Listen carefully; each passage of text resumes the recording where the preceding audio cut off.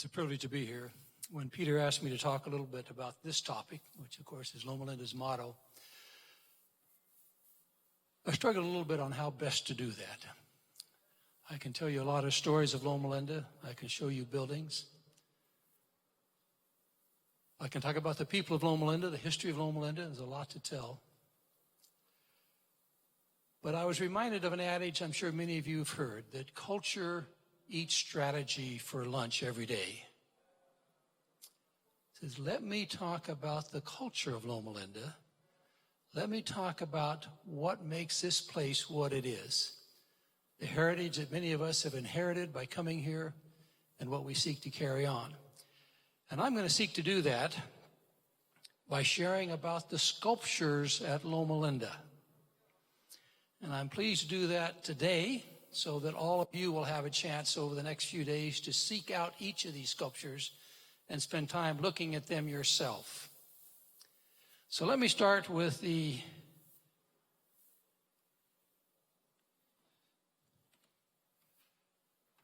most noticeable, significant one, the Good Samaritan sculpture. I want to share some of the history of this sculpture with you. Many of you will recognize this. Most of you will know this. You probably don't know the history of this sculpture. It was back in the late 1950s that a committee here at Loma Linda called the Fine Arts Committee decided it was time to have something beautify our campus. And so they put together a committee. They did some brainstorming, tried to come up with some ideas of what would be appropriate art for this campus. And struggled with, hitting the right spot, hitting the right thought. And finally someone says, well, let's remember Harry Anderson? Harry Anderson, sorry, I'm trying to look for gray hairs out there. Some of you will remember Harry Anderson. Many of us grew up on Harry Anderson paintings in the church. Harry Anderson had just retired back in Greenwich, Connecticut. And he said, let me go back. Dr. Bernard Brandstater, one of our anesthesiologists, said, let me go back and spend an afternoon with Harry Anderson and brainstorm on this, because we think what would make sense is to make a mural on the Loma Linda campus, to paint a wall that captures the essence of Loma Linda. And so Dr. Brandstater did. He flew back to Greenwich, Connecticut, went up and spent the afternoon with Harry Anderson and his wife, brainstorming on a picture that would reflect the best of Loma Linda. They ended up empty-handed. Could not come up with a theme, with an idea of visions that would make sense. So discouraged, Brandstater came back. The committee met again. Were frustrated with what to do. The other concern they had was finances. Who was going to pay for this if they could find something? And about that time, a connection was made with a Dr. Ruben Matiko, a retired Loma Linda physician up in Victoria, British Columbia. And he says, yes, I will fund it when you come up with the right thing. So bolstered with that, they went back to start looking again as who could do and what could they do. And someone suggested making contact with Alan Collins, who was a sculptor living back in Berrien Springs, Michigan. So they contacted Alan, and he says, well, let me think about this. And spent some time thinking about it. Some months went by, and finally he came out and said, let me show you my idea. And he unveiled a model sculpture of the Good Samaritan. The committee was stunned and excited at the same time.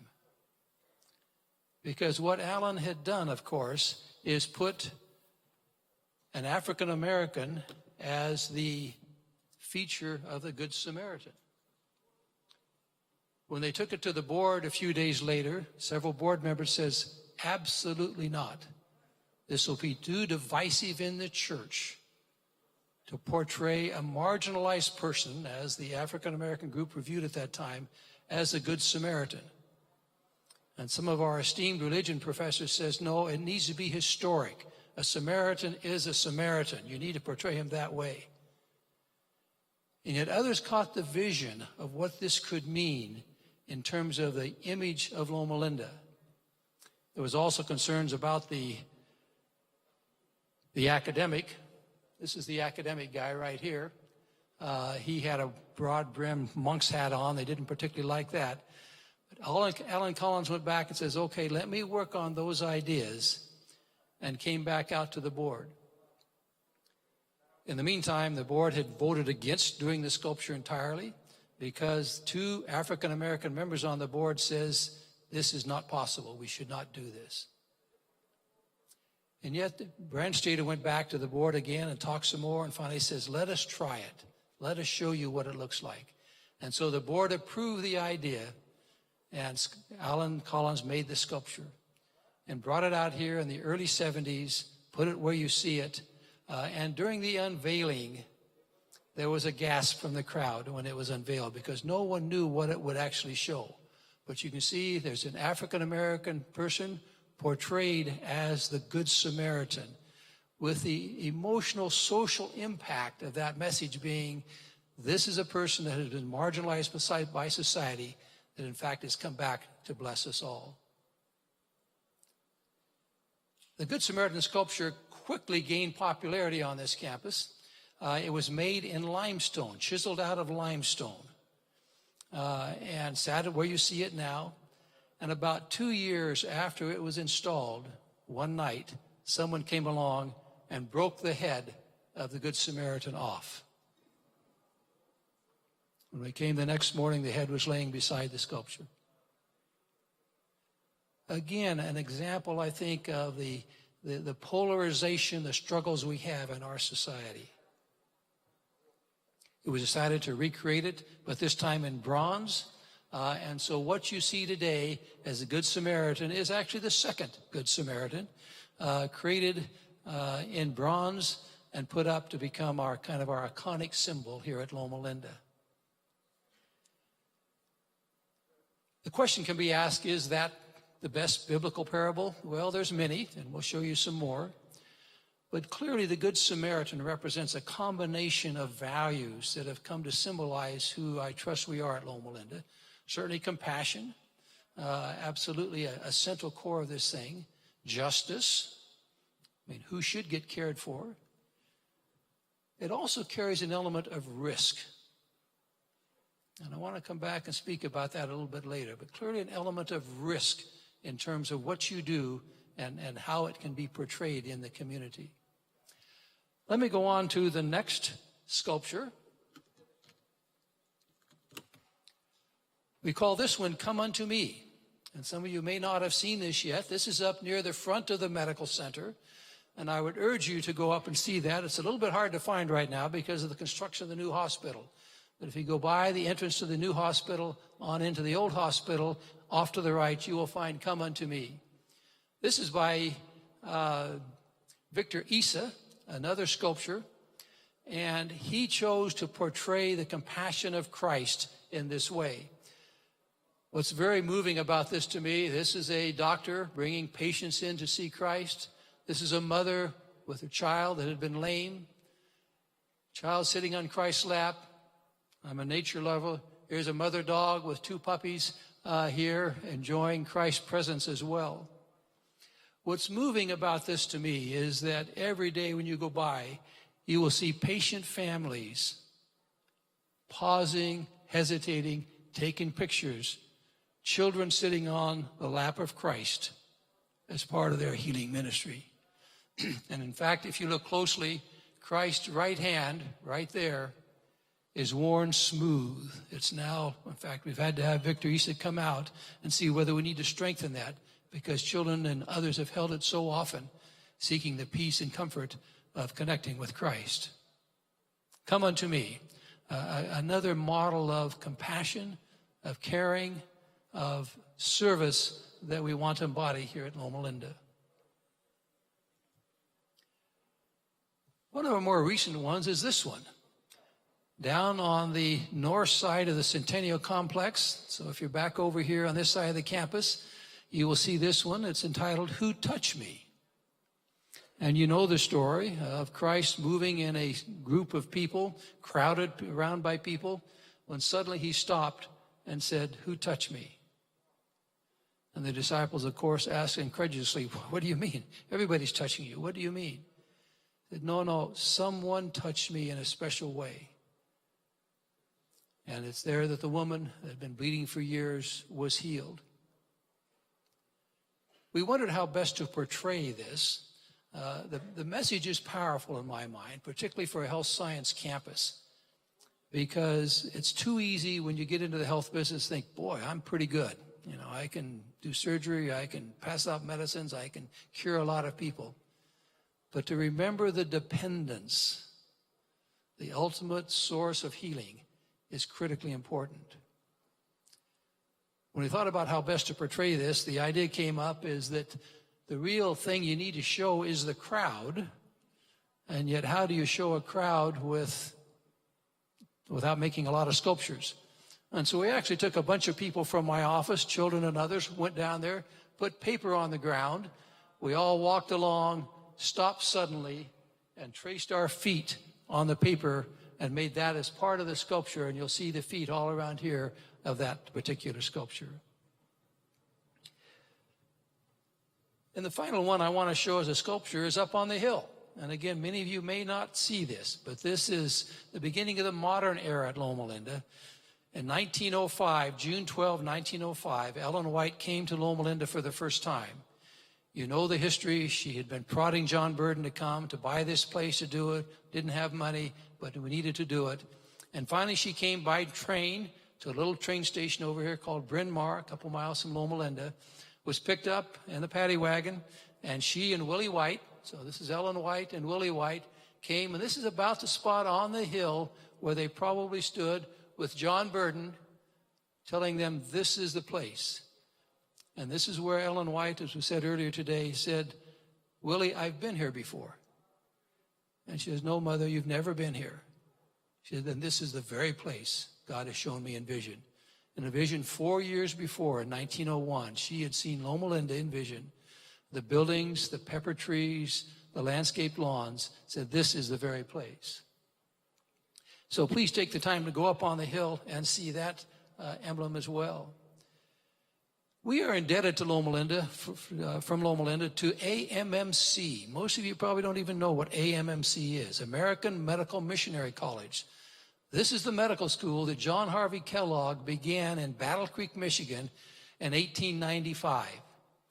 This rock was given by the graduating class of 1899 to commemorate the school. You can't read it in the slide probably, but it says, let us follow him. Class of 1999.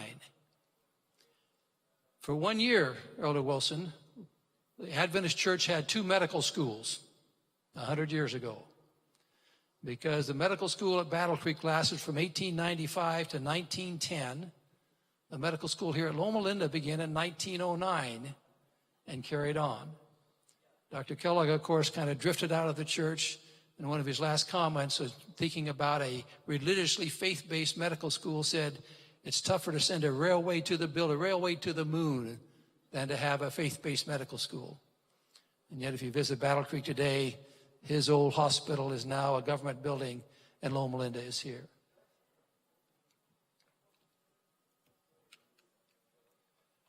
Another place I want to encourage you to visit is the Founders Plaza. So this is just between the library off to the left and McGann Hall off to the right. And this, all through here, is a story of Loma Linda's first year of existence. An incredible story of faith, of impossible odds, of the intent to move beyond that. And let me just tell you 2 of those stories. When Ellen White instructed John Burden to go get this building, started out at $155,000, which is a lot of money back then, kept being decreased, finally down to $40,000, which was still a lot of money. It had been built as a resort center. 2 different investment groups had tried to make it go, had gone bankrupt. It had been called Mound City because of the hill it's built on.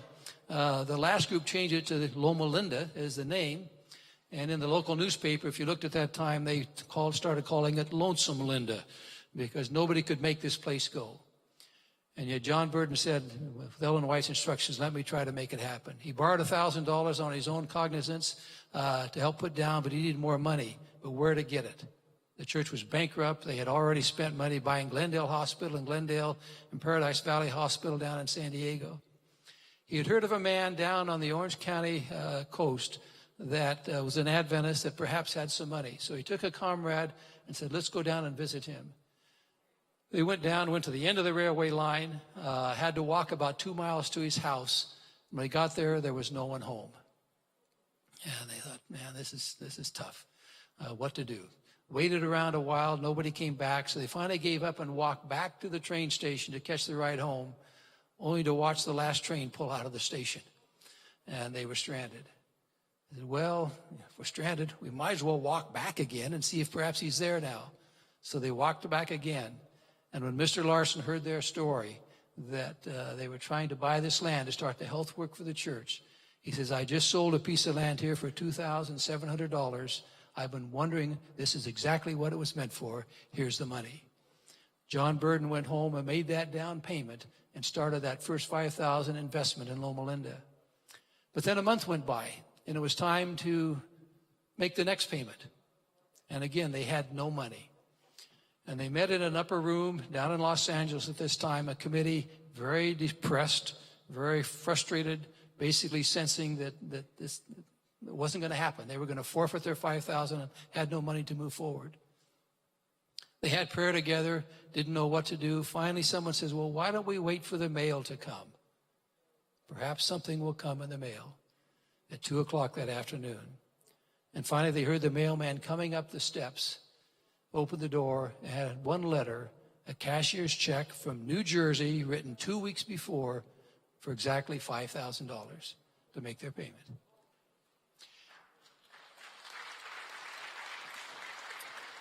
And with that evidence of God's leading, they had the whole debt paid off within 6 months, and Loma Linda became a viable institution. There's several other things here I want to point out to you. What did I do with my clicker? Ellen White wrote the book Ministry of Healing to raise money for Loma Linda. And so it's, again, a marvelous book to tell some of the founding principles. You can't read it from here, but this is the initial board of Loma Linda in 1905 when we began business. This is the faculty at Loma Linda, the entire faculty, 16 of them. Only 4 of them were physicians. But they began the marvelous work at Loma Linda that's carried on for so many years. Our seal, and looking out across the campus, take time to talk about all of this, but one of our latest sculptures is this one down by the Centennial Complex. And some may ask, how does this fit into everything else? This is the double helix. This is your DNA. This is a magic of God's creation. This is what makes us who we are. So pause there as well and see the double helix and what it means to this campus. And then right on up from there is our mission globe. And the mission globe in the Centennial Pathway celebrates all those from Loma Linda inscribed around the base of this who have served abroad for at least a cumulative period of 1 year. There's nearly 2,000 names inscribed around the base of that mission globe now, and we keep adding names every year as people go out to serve in various parts of the world. That's the story of Loma Linda. That's what makes it what it is. So let me come in closing back to make man whole. Because that has not always been our motto.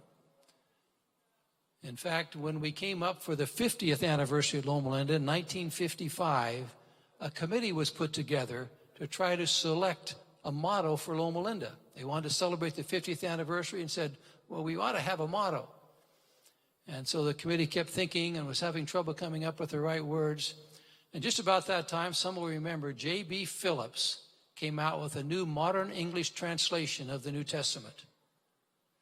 And Elder Frank Moran, who was one of our religion faculty, was reading through that and came across this phrase, to make man whole. Brought it to the committee and says, yes, that's it. That fits. And that's become the motto of Loma Linda ever since then. Many years ago, when I started my career in East Africa in the country of Tanzania, I had the privilege of working with a Catholic nun who was on a United States International Agency project to develop maternal and child health services for the country of Tanzania. And I got acquainted with Sister Mary. We spent a lot of times riding around in our Land Rover across Tanzania, starting schools and things. But it was not until some years later that I discovered the motto of the Mary Knoll sisters. Sister Mary was a Mary Knoll. I was looking up something about them, discovered their motto. And it says something I think that's pertinent to us today. It's joy, fervor, risk. To go where you are needed but not wanted. To leave when you are wanted but not needed. Joy, fervor, risk. That's been the journey of Loma Linda. That's been the journey, I think, of each one of us as Christian professionals, to take that journey, to take that challenge of moving through the world in service to others. Thank you. Welcome to our campus.